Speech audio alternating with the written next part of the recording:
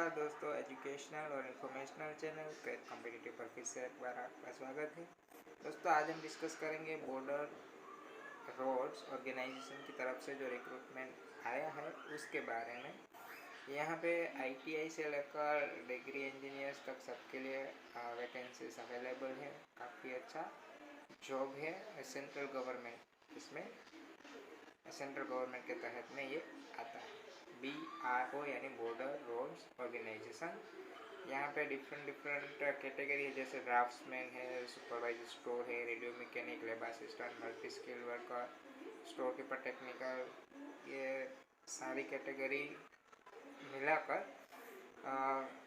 459 यानी 459 पोस्ट के लिए ये वैकेंसी आई हुई है। सबके लिए अलग अलग क्वालिफिकेशन है और कैटेगरी वाइज इस वैकेंसी को डिवाइड किया गया है।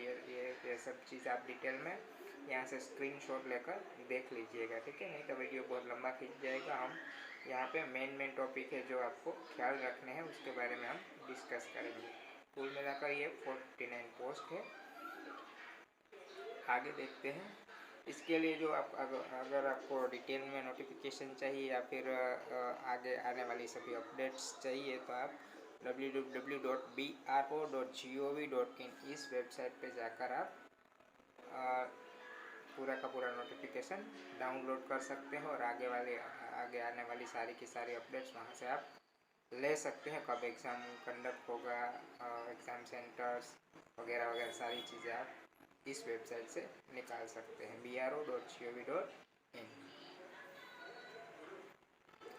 इसके अलावा अगर बात करें तो इसमें ऑनलाइन एप्लीकेशन नहीं करनी है, ऑफलाइन एप्लीकेशन करनी है। आप इस वेबसाइट पे bro.gov.in पर जाइएगा और नोटिफिकेशन डाउनलोड करके जो ये वाला पेज है यानी पेज नंबर 4 और पेज नंबर 5, इसकी आपको प्रिंट निकाल के याद रखिएगा, वन साइडेड प्रिंट, दोनों साइड में नहीं होनी चाहिए। A4 साइज पेज के 75 GSM वाला पेज होता है, उसमें वन साइडेड प्रिंट लेनी है और ये फॉर्म को ऑफलाइन और कैपिटल लेटर में फिलअप करना है, ठीक है। आपका रिसेंट जो फोटोग्राफ हो वो भी यहाँ पे अटेस्ट करना है और सारा का सारा फॉर्म कैपिटल लेटर्स में आपको फिलअप करना है। फिलअप करने के बाद जो आपका रिक्वायर्ड डॉक्यूमेंट्स है वो सब अटैच करके इसको भेज देना है, ठीक है। यानी ये ऑनलाइन प्रोसीजर नहीं है, ऑफलाइन प्रोसीजर से ये रिक्रूटमेंट कंडक्ट होगी। देखते हैं आगे। इसमें जो यहाँ पे जो आपको फोटो लगाना है वो है पेस्ट डू नॉट पिन और step your recent colour passport size photograph of size 4 cm by 5 cm। The colour photograph should not be more than 3 months old. यानी 3 महीने से ज़्यादा पुरानी फ़ोटो नहीं होनी चाहिए और फोटो की डायमेंशन 4x5 cm डायमेंशन वाली कलर फोटोग्राफ होनी चाहिए, ठीक है। ये बहुत इंपॉर्टेंट पॉइंट था, इसलिए हमने यहाँ से कवर कर लिया है ताकि आपको ये ध्यान रहेगा, अपना एप्लीकेशन रिजेक्ट ना हो। आपको यहाँ 3 मंथ से ज़्यादा पुरानी फ़ोटो नहीं लगानी है। रिसेंटली जो आपने खिंचवाई हो वही फ़ोटो यहाँ पे लगानी है। अब एसेंशियल क्वालिफिकेशन के बारे में बात करें तो जो ड्राफ्ट्समैन के लिए ITI चाहिए, 10th पास चाहिए, ये सब चीज़ें चाहिए। इसके अलावा सुपरवाइजर स्टोर्स के लिए अलग क्वालिफिकेशन है। ये सब आप डिटेल में जो नोटिफिकेशन जो जिस वेबसाइट से निकाल कर देख लीजिएगा। वैसे भी आपको फॉर्म की प्रिंट निकालने के लिए ये नोटिफिकेशन डाउनलोड करना ही है, तो साथ साथ इस क्वालिफिकेशन जो भी आपको रिलेवेंट है उसमें भी एक नज़र डाल लीजिएगा ताकि आपको पता चल सके आप एलिजिबल है या नहीं है, ठीक है। इसके अलावा हम आगे देखते हैं क्या हमारे लिए कौन सी चीज़ और ख्याल रखने वाली बात है, ठीक है दोस्तों। और एक चीज़ इम्पोर्टेंट यहाँ ये है कि only male candidates needs to apply, यानी सिर्फ मेल कैंडिडेट ही ये सारी की सारी पोस्ट के लिए अप्लाई कर सकते हैं। फीमेल कैंडिडेट्स यहाँ पे अप्लाई नहीं कर सकती। सेंटर फॉर अब सेंटर के बारे में देख लेते हैं। Centre for physical efficiency test and technical test, trade test and return test, all test will be conducted at GREF centre, Dighi camp, Alandi road, Pune. यानी कि सारा का सारे जो एग्ज़ाम्स रहेंगे वो संभव है कि पुणे में ही आयोजित किए जाएंगे।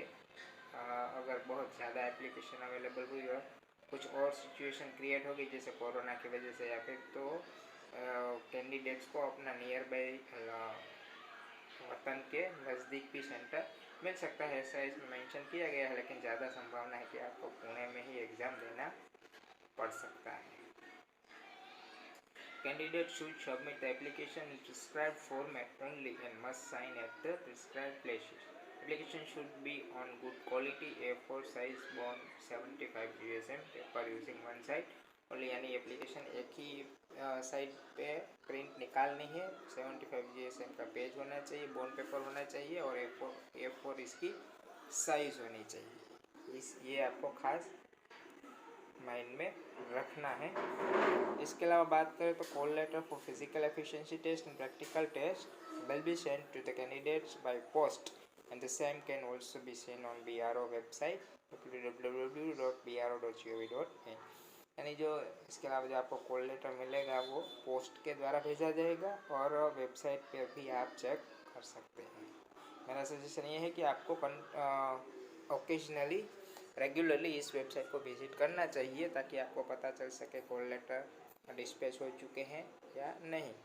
कई बार हो सकता है पोस्ट की वजह से, पोस्ट में किसी वजह से डिले भी हो सकता है और आपका कॉल लेटर आपके पास देरी से भी पहुंच सकता है। इसलिए आपको इस वेबसाइट से कनेक्टेड रहना है और रेगुलरली इसको विजिट करना है ताकि आपको भी पता चल सके आपका कॉल लेटर ऊपर से निकल चुका है और आपको पोस्ट में मिल जाएगा।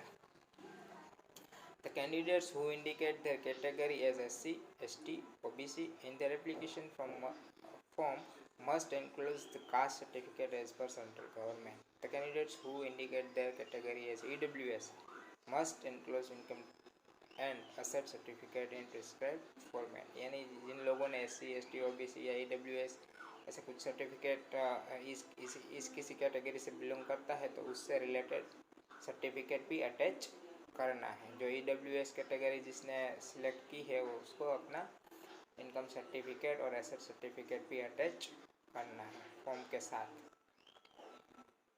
All candidates will undergo written test as mentioned at Appendix A and will be screened selected for further physical efficiency test, practical test। यानी सबसे पहले स्क्रीन टेस्ट यानी MCQ टाइप टेस्ट होगा, उसमें MCQ टाइप भी होगा और डिस्क्रिप्टिव टाइप भी होगा और पेपर है वो बायलैंग्वेज यानी हिंदी और इंग्लिश दोनों में रहेगा। जो MCQ टाइप वाला सेक्शन होगा वो अलग से होगा और रिटर्न जो डिस्क्रिप्टिव टाइप वाला सेक्शन होगा वो भी अलग होगा। वो आपको हाथ से लिख के उसके आंसर देने होंगे। जो उसमें सिलेक्ट होंगे उसको आगे की प्रोसीजर के लिए यानी प्रैक्टिकल टेस्ट है, मेडिकल टेस्ट है, इन सब के लिए बुलाया जाएगा। ठीक है। और एक बात यहाँ पे मैं क्लियर कर दूँ कि जो आपने रिटर्न टेस्ट में जो भी मार्क्स गेन किए हैं उसी के आधार पर आपका सिलेक्शन होगा।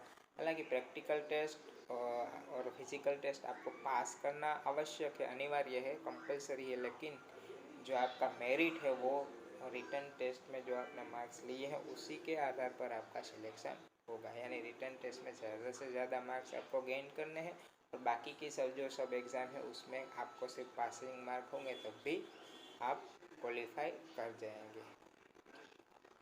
Return test will be objective subjective in nature and will be bilingual Hindi and English. Objective part will be OMR based whereas subjective part has to be answered in the answer sheet. Marks obtained in the written test will only be considered for selection of candidates for further recruitment process। यानी जो मैंने बताया कि जो written test में marks होंगे वही final होंगे और बाकी की सारी के सारी टेस्ट में आपको सिर्फ क्वालिफाई करना है यानी पासिंग मार्क्स गेन करना है।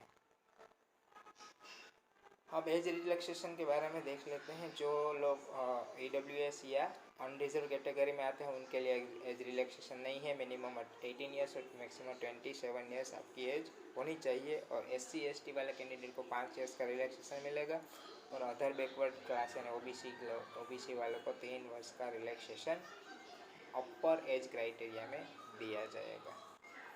ठीक है, आगे देखते हैं।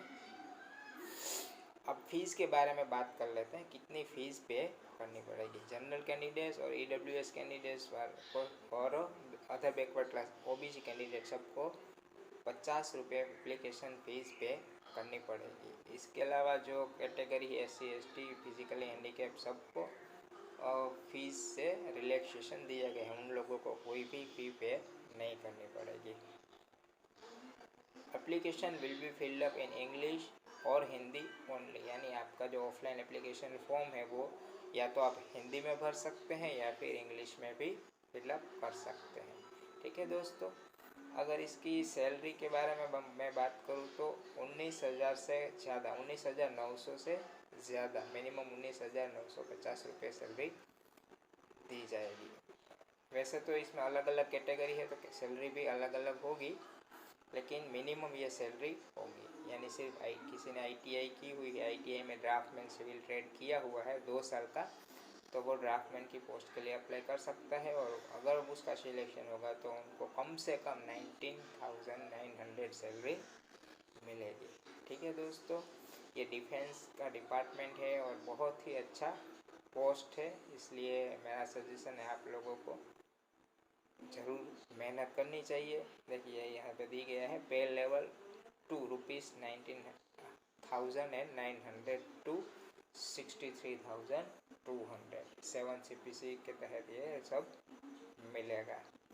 ठीक है दोस्तों, आई होप आपको ये वीडियो अच्छी लगी होगी, हेल्पफुल लगी होगी, और आप अभी से अगर आप इसमें एलिजिबल हैं तो अप्लाई कर देंगे जल्द से जल्द और प्रिपरेशन स्टार्ट कर देंगे। और आपके जो फ्रेंड सर्कल में कोई दोस्त हैं जो इस जॉब में एलिजिबल हैं तो उनके साथ भी ये वीडियो को ज़रूर शेयर कर देंगे। ठीक है दोस्तों, इस वीडियो को पूरा देखने के लिए आपका बहुत बहुत शुक्रिया। अगर कोई क्वेरी हो, क्वेश्चन हो तो कमेंट बॉक्स में ज़रूर कमेंट कर देना। मिलते हैं हम नेक्स्ट वीडियो में।